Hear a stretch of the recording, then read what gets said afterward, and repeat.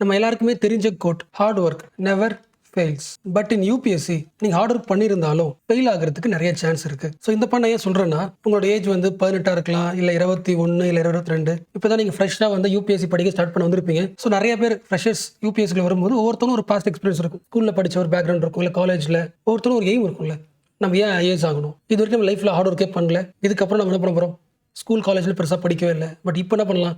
நம்ம ஒரு 12 ஹவர்ஸ் படிக்கலாம். 12 ஹவர்ஸ் படிச்சு எவ்வளோ முடியுமோ அவ்வளோ ஹார்ட் ஒர்க் போட்டு யூபிஎஸ்சி கிளியர் பண்ணலாம்னு யோசிப்போம்ல. ஸோ ஃப்ரெஷ்ஷாக வர்றவங்களுக்கு நான் ஃபர்ஸ்ட் பாயிண்ட் சொல்லிடுறேன். நீங்கள் 12 ஹவர்ஸ் ஹார்ட் ஒர்க் போட்டால் மட்டும் யூபிஎஸ்சி கிளியர் பண்ணிடுவோம் அப்படின்றது ரியாலிட்டி கிடையாது. சரி, நான் சொல்றது ஈவன் நெகட்டிவ் கனோடேஷனாக இருந்தாலும் உங்கள் ரியல் லைஃப்ல யோசிங்க. ஒரு ரியல் லைஃப்ல பாருங்களேன், உங்களை சுற்றி நிறைய பேர் இருப்பாங்க.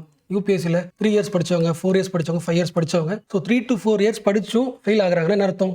ஃபர்ஸ்ட் புரிஞ்சுக்க. ஒரு இண்டிவிஜுவல் வந்து தன்னோட லைஃப்ல ஒரு 4 இயர்ஸ் இல்லை 3 இயர்ஸ் யூபிஎஸ்சிக்காக டெடிகேட் பண்றாருன்னா அது எவ்வளோ பெரிய சாக்ரிஃபைஸ். அப்போ அவ்வளோ ஹார்ட் ஒர்க் போட்டோம் யூபிஎஸ்சியில் கிளியர் பண்ண முடியல.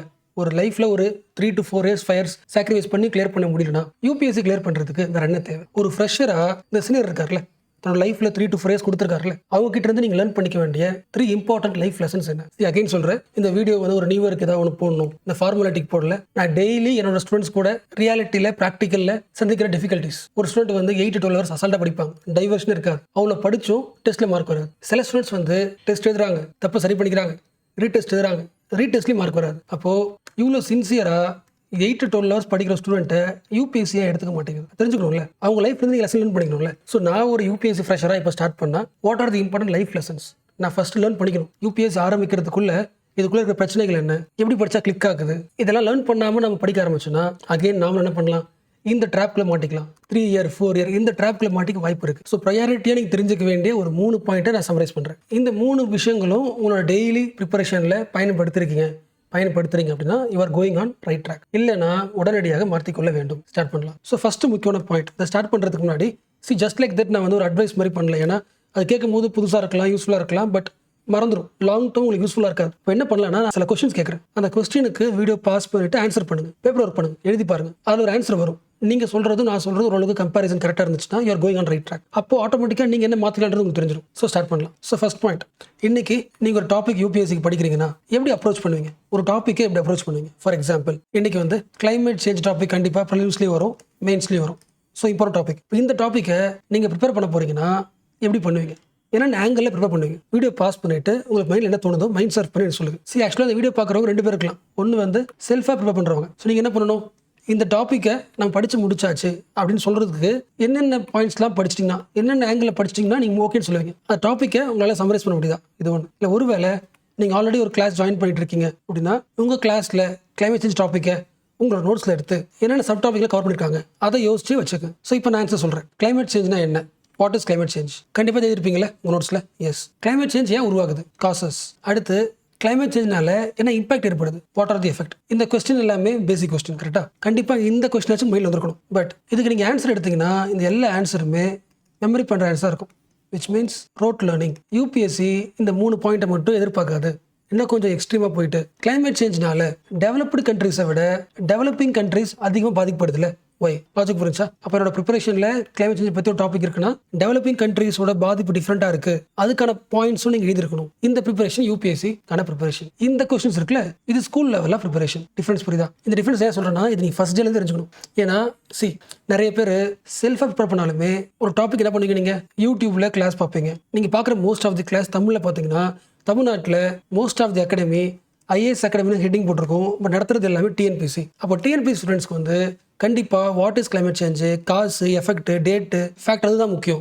இப்போ அதை சம்மரைஸ் பண்ணுற மாதிரி தான் கிளாஸ் இருக்கும். எது மெயின் கோர் யூபிஎஸ்சியில் கேட்பாங்களோ இதை நீங்கள் படிச்சிருக்க மாட்டீங்க. அப்போ கிளைமேட் சேஞ்ச் டாபிக் முடிச்சிருக்கீங்க, ஒரு அகாடமிலையும் படிச்சிருக்கீங்க, பட் யூபிஎஸ்சிக்கு என்ன தேவையோ அது கவர் பண்ணல. டிஃபரன்ஸ் புரியுதா? ஒருவேளை நீங்கள் மைண்ட் சர்ஃப் பண்ணதில்லை, இந்த கொஸ்டினும் நீங்கள் ஆட் பண்ணியிருக்கீங்க, உங்கள் டாப்பிக்கே வந்திருக்குன்னா யூ ஆர் கோயிங் ரைட். அது நிறைய ஆங்கிள் இருக்குல்ல. கிளைமேட் சேஞ்ச் சரி பண்ணுறதுக்கு இந்தியா எடுத்த ஸ்டெப்ஸ் என்ன, அதை ஆட் பண்ணிக்கலாம். நான் என்ன பாயிண்ட் சொல்கிறேன்னா, நீங்கள் டாபிக் எடுத்தீங்கன்னா ஜஸ்ட் லைக் தட் ட்ரீட் பண்ணாதீங்க. Active learning. அதாவது ஒரு டாபிக்ல இருந்து என்னென்னலாம் லேர்ன் பண்ணிக்கணும் அப்படின்றத லிஸ்ட் பண்ணுங்க. அந்த லிஸ்ட் பண்ண டாப்பிக்கை தேடி படிங்க. அப்போ டாபிக் லிஸ்ட் பண்றோம்ல, இது வந்து ஒரு எக்ஸாம் பொறுத்து மாறும். யூபிஎஸ்சினா லிஸ்ட் ஆஃப் டாபிக்ஸ் வேற வரும், சப் டாபிக் சொல்றேன். குரூப் 2னா வேற வரும், குரூப் 4 வேற வரும். ஒரே மெயின் டாபிக் தான், அதில் நீங்கள் படிக்க வேண்டிய நிறைய சப் டாபிக்ஸ் இருக்குல்ல, ஒவ்வொரு எக்ஸாமுக்கு ஏற்ற மாதிரி மாறும். லாஜிக் புரிஞ்சுல?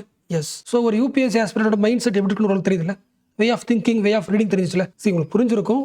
பட் என்னோட ரெஸ்பான்சிபிலிட்டி என்ன சில எக்ஸாம்பிள்ஸ் தரேன். இப்போ வந்து டாபிக் தரேன், அதில் உங்களுக்கு என்ன தோணுது, இந்த எல்லா ஆங்கிளுமே லிஸ்ட் பண்ணிக்கங்க. நீங்கள் லிஸ்ட் பண்ண டாபிக்ஸு உங்கள் நோட்ஸில் இருக்கான்னு பாருங்கள். ஓகே, இது மோஸ்ட் இம்பார்ட்டன்ட். என்ன ரீசன்னா, நீங்கள் படிக்கிற மெத்தட் கரெக்டாக, நீங்கள் ஜாயின் பண்ண அகாடமி கரெக்டாக, அதில் நம்ம யோசிக்கிற யூபிஎஸ்சி ஆங்கிள் கிளாஸ் நடத்துகிறாங்களா எல்லாமே தெரிஞ்சுக்கலாம். ஓகேவா? Food security. சரி, நான் சூஸ் பண்ணுற எல்லா டாப்பிக்குமே உங்களுக்கு லிங்க் பண்ண முடியுதுல்ல. ப்ரிலிம்ஸ்க்கு மோஸ்ட் இம்பார்ட்டன்ட், மெயின்ஸ்க்கு மோஸ்ட் இம்பார்ட்டன்ட், ப்ரையாரிட்டி டாபிக். அப்போ நார்மலான டாபிக்னா ஒரு நாலேஜ் லெவலில் திங்க் பண்ணால் போதுமானது. இது மோஸ்ட் இம்பார்ட்டண்ட்டோ அதை ஜஸ்ட் லைக் ட்ரீட் பண்ணாமல் என்ன பண்ணணும், நிறைய ஆங்கிள் படிக்கணும். ஸோ ஃபுட் செக்யூரிட்டி இந்த டாப்பிக்கை யூபிஎஸ்சிக்கு படிக்க போகிறீங்க அப்படின்னா அட்லீஸ்ட் எந்தெந்த ஆங்கிள் படித்து முடிச்சிட்டா யூ வில் ஃபீல் சாட்டிஸ்ஃபைட். அதை ட்ரை பண்ணுங்க, எழுதி வச்சுக்கோங்க, வீடியோ பாஸ் பண்ணிட்டு எழுதுங்க. இப்போ நான் ஆன்சர் பண்ணட்டுமா? ஓகே, பேசிக் லெவல் ஃபுட் செக்யூரிட்டினா என்ன, இது ஒரு கொஸ்டின். ஃபுட் செக்யூரிட்டி பற்றி படிக்கணும்னாலே இந்தியாவில் ஃபுட் இன்செக்யூரிட்டி இருக்குது. கரெக்டாக? What are the reasons? Okay, food security இல்லாதனால என்ன நெகட்டிவ் இம்பாக்ட் ஏற்படும்? ஃபுட் செக்யூரிட்டி சரி பண்ணுறதுக்கு கவர்மெண்ட் எடுத்த ஸ்கீம்ஸ் என்ன, ஸ்டெப்ஸ் என்ன, எந்த அளவுக்கு ஒர்க் அவுட் ஆயிருக்கு? மெயின்ஸ் எதாவது படிப்போம். ஒரு ஃபார் எக்ஸாம்பிள் கரீப் கல்யாண் அண்ணா யோஜனா வச்சுக்கலாம். Food security scheme. இந்த ஸ்கீம்னால இவ்வளோ சேஞ்ச் உருவாயிருக்கு. What are the positives, negatives எதுவுமா? இது எல்லாமே முக்கியம்.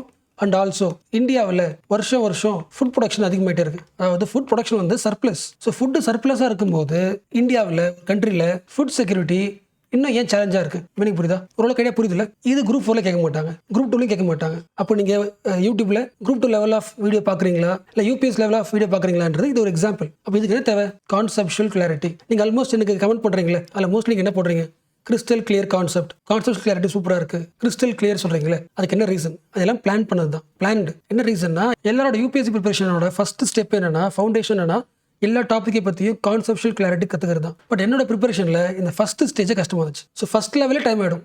ஜியாகிரஃபி ஒரு டாபிக் எடுத்திங்கன்னா அந்த டாப்பிக்கை கான்செப்ஷுவலாக புரிஞ்சுக்கிறதுக்கே டைம் ஆகிடும். அப்போ அதிலே ஆல்மோஸ்ட் டைம் போயிடுச்சுன்னா இப்போ படிக்கிறது. அப்போ என்னோட ரெசல்யூஷன், அப்போ என்னோட மெயின் எய்மாக என்ன இருந்துச்சுன்னா, முடிஞ்ச அளவுக்கு ஆல்மோஸ்ட் எல்லா ஸ்டூடெண்ட்ஸையும் அட்லீஸ்ட் அந்த ஃபஸ்ட்டு ஸ்டேஜ்லேருந்து காப்பாற்றிடணும். ஸோ எவ்வளோ வீக்கான ஸ்டூடெண்ட் வீடியோ பார்த்தாலும் அவங்களுக்கு வீடியோ புரியணும், கான்செப்ஷுவல் செம்ம ஸ்ட்ராங் ஆயிடணும். ஸோ நீங்கள் சீனியர் கிட்ட இருந்து லேர்ன் பண்ணிக்க வேண்டிய first life lesson. So seniors கிட்ட இருந்து நீங்கள் லேர்ன் பண்ணிக்க வேண்டிய ஃபர்ஸ்ட் பாயிண்ட், எந்த டாப்பிக்கையும் கான்செப்ஷுவல் கிளாரிட்டி இல்லாமல் படிக்கிறீங்க, அதை நீங்கள் 12 ஹவர்ஸ் படித்தாலும் வேஸ்ட்டு. வித்தவுட் கான்செப்ஷுவல் கிளாரிட்டி உங்கள் ஹார்ட் ஒர்க் என்ன ஆகாது, ரிசல்ட்டை கொடுக்காது. ஸோ டே 1லேருந்து கான்செப்ஷுவல் கிளாரிட்டியை படிக்கிறீங்களா செக் பண்ணிங்க. What is conceptual clarity? ஒரு டாப்பிக்கை நிறைய ஆங்கிளில் மைண்ட் சர்ஃப் பண்ணுங்க. வாட்டு, ஒய், ஹவுன்னு. அண்ட் ஆல்சோ அந்த டாப்பிக்கோட மற்ற கரண்ட் அஃபேர்ஸ் வச்சுக்கலாம், இல்லை ரியல் வேர்ல்டு எக்ஸ்பீரியன்ஸ் வச்சுக்கலாம், ரியல் வேர்ல்டு ப்ராப்ளம் கூட லிங்க் பண்ணுங்க. ஸோ அந்த கனெக்ட் உங்களால் பண்ண முடிஞ்சுன்னா, மற்ற டாபிக்ஸ் கனெக்ட் பண்ண முடிஞ்சுன்னா மெயின்ஸ் ரொம்ப ஈஸியாக இருக்கும். சரி, அப்போ சொல்கிறது கேட்கவும் டஃபாக இருக்கும், பட் பழகிடும். ஓகேவா? ஸோ அடுத்த எக்ஸாம்பிள் இதை ட்ரை பண்ணுங்க. சப்ஜெக்ட்டை மாத்திரம், ஏன்னா பார்த்ததெல்லாம் டைனமிக்கில் ஸ்டாட்டிக்காக பார்க்கலாம். இப்போ வேதிக் பீரியட் பற்றி கொஸ்டின் கேட்கணும்னா,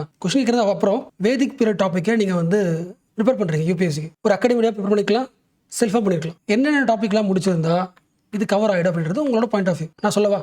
நீங்கள் வீடியோ பாஸ் பண்ணிவிட்டு ஆன்சர் ரெடி பண்ணுறேங்க, உங்கள் நோட்ஸை பார்த்து ரெடி பண்ணுங்கள், இல்லை மைண்ட் செட் பண்ணுங்கள், புக்கை பாருங்கள், ஒர்க் பண்ணுங்கள். ஓகேவா?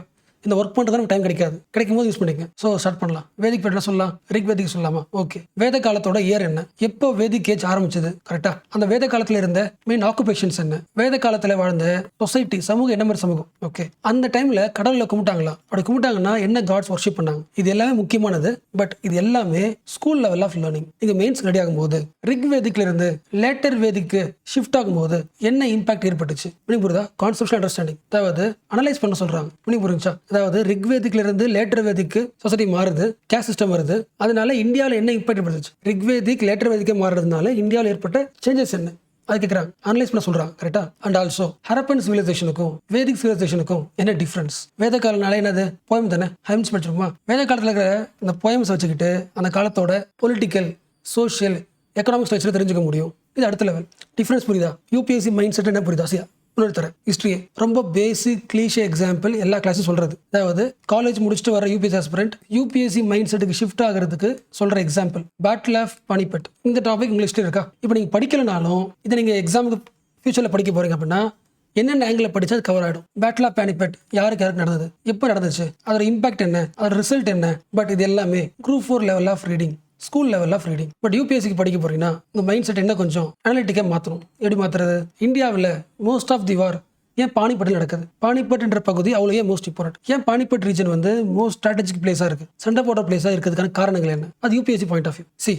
இது முக்கியம், இது முக்கியம், இது முக்கியம், இந்த பாயிண்ட் இதெல்லாம் படிச்சா இது படிக்க முடியும். என்ன சொல்ல வரேன்னா, இதெல்லாம் நின்றுட்டிங்கன்னா மெயின்ஸுக்கு ஹெல்ப்ஃபுல்லாக இருக்காது. இன்னொரு லெவல் ஆஃப் அனலைசிஸ் இருக்குது, இதையும் சேர்த்து படிங்க. இதையும் சொல்லித்தர யூடியூப் வீடியோ தான் உங்களுக்கு பெஸ்ட் வீடியோ. அண்ட் இந்த பாயிண்ட் நான் எவ்வளோ ஸ்ட்ரெஸ் பண்ணுறேன்னா, ஆல்மோஸ்ட் எல்லா ஃப்ரெஷர்ஸும் என்ன பிலீவ் பண்ணுறீங்கன்னா, எந்த கிளாஸ்ல எந்த வீடியோவில் நிறைய ஃபேக்ட்ஸ் லிஸ்ட் பண்ணுறாங்களோ அந்த கிளாஸ் தான் பெஸ்ட் கிளாஸ், நாலேஜபிள் கிளாஸ் நினச்சிக்கிறீங்க. அப்படி கிடையாது. யூபிஎஸ்சியில் ஃபேக்ட்ஸ்ன்றது ஜஸ்ட் ஃபார் வேல்யூ அடிஷன். அந்த ஃபேக்ட்ஸை எக்ஸாம் போகிறதுக்குள்ள கம்பைலேஷனாகவே உங்களுக்கு கையில் ஹேண்டோட கிடைச்சிரும். ஸோ இந்த ஃபேக்ட்ஸை லிஸ்ட் பண்ணுறதுக்கு நீங்கள் கிளாஸ் பார்க்கணும் அவசியமே கிடையாது. ஒரு கிளாஸோட அல்டிமேட் எய்ம் என்ன இருக்கும்னா, ஒரு டாபிக் எடுத்தீங்கன்னா அந்த டாப்பிக்கை different perspectives, different ideas, conceptual clarity கொடுக்குறது தான் main purpose of class. Just like that ஃபேக்ட்ஸை டிஸ்பிளே பண்ணுறது கிடையாது. இதை ஸ்ட்ராங்காக பிலீவ் பண்ணுங்க. அண்ட் மேபி இன்னும் உங்களுக்கு டவுட் இருந்துச்சுன்னா, நீங்கள் கான்செப்டாக தான் படிக்கிறீங்களா இல்லை ஃபேக்ட் பக்கம் அதில் நடக்கல செக் பண்ணிக்கிறதுக்கு லாஸ்ட் ஒரு டெஸ்ட். நீங்கள் படித்த புக்ஸ் எடுங்க. உங்களோட NCERT books, Lakshmikant book, any book எடுத்து பாருங்க. அதில் எந்த லைனை ரவுண்ட் பண்ணியிருக்கீங்க, ஹைலைட் பண்ணிருக்கீங்கன்றதை பாருங்க. நீங்கள் அண்டர்லைன் பண்ணது எல்லாமே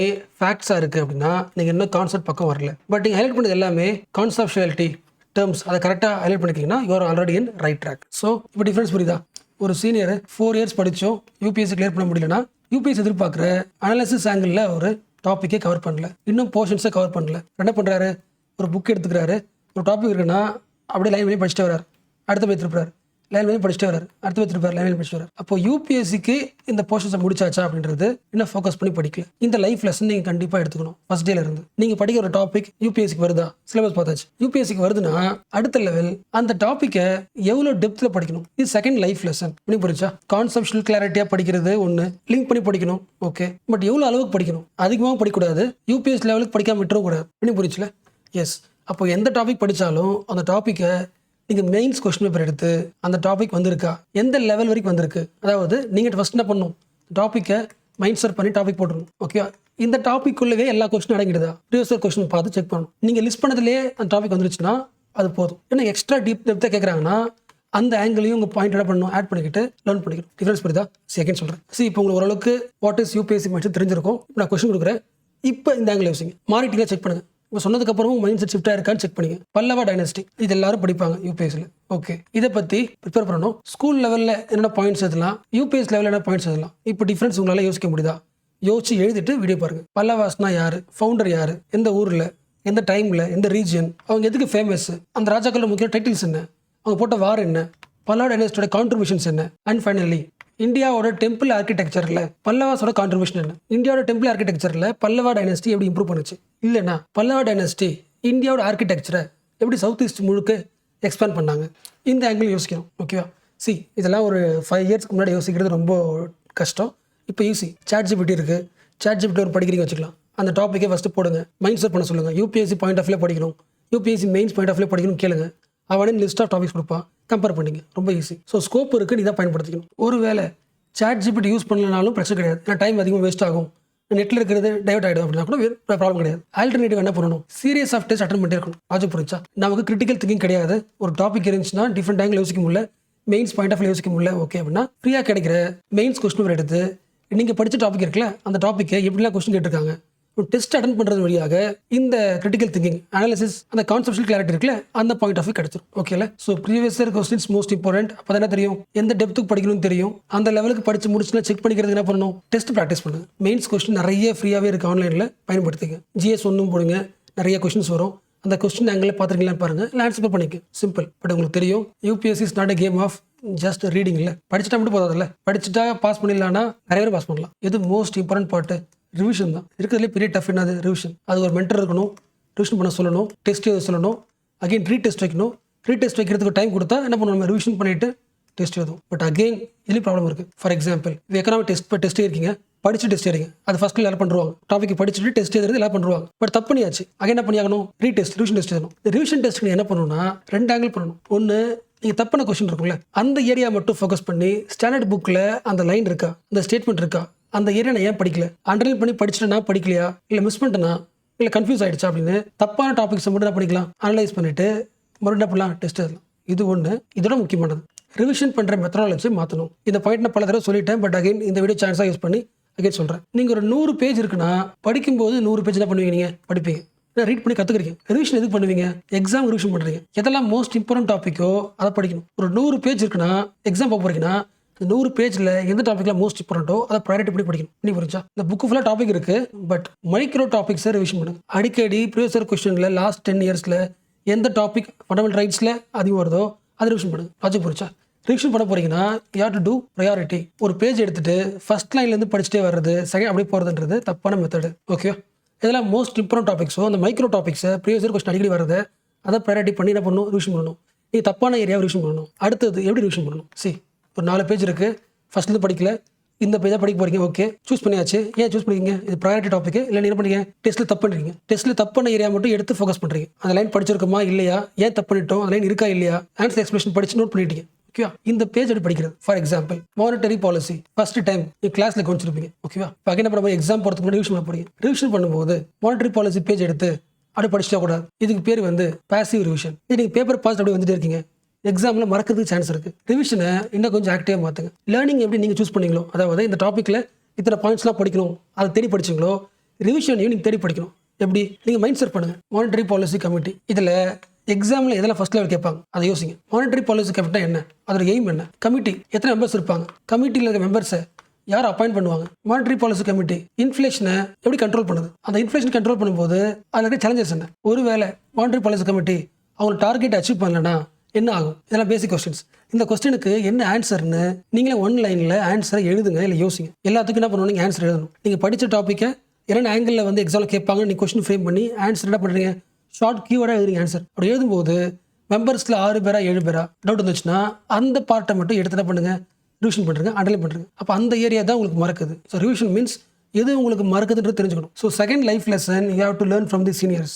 எவ்வளோ ஆர்டர் பண்ணி படித்தாலும் ரிவிஷனை நீங்கள் லட்சுமிகாந்த் புக் எடுத்து ஃபர்ஸ்ட் பேஜ்ல இருந்து ரிவிஷன் பண்ணிட்டே இருந்தாலும் ஒர்க் அவுட் ஆகாது. இந்த ஹார்ட் ஒர்க் அவுட் ஆகாது. ரிவிஷனையும் ஸ்மார்ட்டாக பண்ணணும். அப்போ எந்த டாபிக் ரிவிஷன் பண்ண போறீங்களோ அந்த டாப்பிக்கை முடிஞ்ச அளவுக்கு என்னென்ன சப் டாபிக் வருது, சப் டாபிக் நமக்கு என்னென்ன ஆன்சர் தெரியுதுன்றதை ஃபர்ஸ்ட் நீங்கள் செக் பண்ணிக்கங்க. செக் பண்ணிட்டு எதில் ஆங்கிளில் ஆன்சர் வரலையோ அதை மட்டும் புக்கில் எடுத்து மார்க் பண்ணி படிங்க.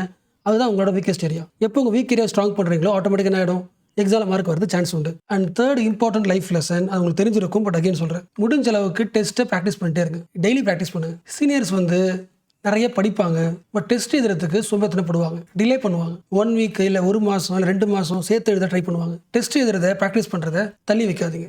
எல்லா சப்ஜெக்ட்டுக்கும் எந்த புக்கில் பேஜஸ் ரொம்ப கம்மி வால்யூமாக இருக்கிற பேஜை புக்கை சூஸ் பண்ணிக்கங்க. 1 புக் மல்டிபிள் டெஸ்ட். சீனியர்ஸ் வந்து ரிவர்ஸ் பண்ணுவாங்க, ஒரு சப்ஜெக்ட்டுக்கு மல்டிபிள் சோர்சஸ். இன்னைக்கு கூட ஒரு ஸ்டூடெண்ட் மெசேஜ் பண்ணாங்க, சோஷியாலஜிக்கு உங்களோட சோர்ஸ் புக் என்னன்னு கேட்டேன். 4 அகாடமி பேர், 2 அகாடமி சோர்ஸ், டாப்பர்ஸ் நோட்ஸ்னு ஒரு லிஸ்ட் பண்ணாங்க. ஸோ மல்டிபிள் சோர்ஸ் வாங்கிக்கிட்டு மல்டிபிள் ரீடிங் பண்ணிக்கிட்டு டெஸ்ட் ஒன்று எழுதுறாங்க. இது அப்படியே ஆப்போசிட் பண்ணணும். அதுக்கு புரிஞ்சுல, ஏன்னா எவ்வளோ படித்தாலும் நான் படிச்சிருக்கிறது கரெக்டாக இல்லையா, கான்செப்ட்லாம் புரிஞ்சிருக்குமா, இல்லை யூபிஎஸ்சி பாயிண்ட் ஆஃப் வியூவில் சில ஆங்கிள் மிஸ் பண்ணிட்டோமான்னு தெரிஞ்சுக்கிறதுக்கு டெஸ்ட் தான் முக்கியம். சொல்ல புரிஞ்சா, நீங்கள் ஒரு புக்கில் ஒரு 4 ஆங்கிளை படிச்சுட்டு மல்டிபிள் டெஸ்ட் கொடுத்தீங்கன்னா, டெஸ்ட் 1 ரீடெஸ்ட் 2 ரீடெஸ்ட் 3 மல்டிபிள் அகாடமியில் டெஸ்ட் கொடுத்தீங்கன்னா நீங்கள் மிஸ் பண்ண மற்ற ஆங்கிள் இருக்குல்ல அது கிடைச்சிரும். So third important life lesson, 1 book multiple test. இது உங்களோட டெய்லி ஹேபிட்டாக இருக்கணும். நீங்கள் ஒரு நாளைக்கு படிக்க ஆரம்பிக்கிறீங்கன்னா உங்கள் ரீடிங்கில் கான்செப்ஷுவல் கிளாரிட்டி, ஆக்டிவ் ரீடிங் பண்ணுறீங்களா இது பார்த்துக்கு. அண்ட் ஆல்சோ உங்களோட டெய்லி ஷெடியூலில் weekend, weekly, monthly active revision பண்ணுறீங்களா.